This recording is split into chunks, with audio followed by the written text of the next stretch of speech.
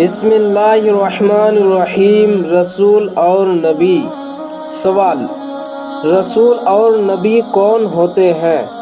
جواب: رسول اور نبی خدائے تعالیٰ کے بندے اور انسان ہوتے ہیں۔ اللہ تعالیٰ نے ان کو انسان کی ہدایت کے لیے دنیا میں بھیجا ہے۔ وہ بندوں تک خدائے تعالیٰ کا پیغام پہنچاتے ہیں، معجزے دکھاتے ہیں اور غیب کی باتیں بتاتے ہیں۔ جھوٹ کبھی نہیں بولتے۔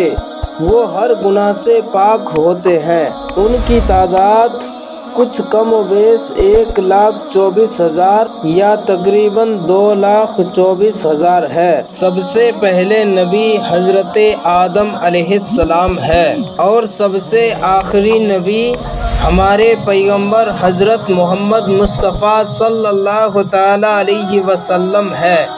سوال: کیا ہم ہندوؤں کے پیشوا کو نبی کہہ سکتے ہیں؟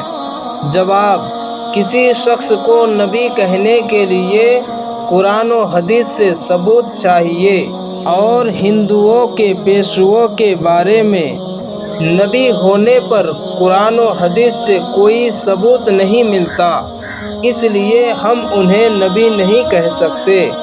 سوال: نبی کے نام پر لکھنا چاہیے یا نہیں؟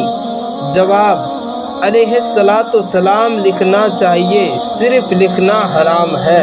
پیارے دوستو، اگر ویڈیو پسند آئے تو لائک کریں اور چینل کو سبسکرائب کریں تاکہ اسی طرح ویڈیو سب سے پہلے آپ تک پہنچ سکے۔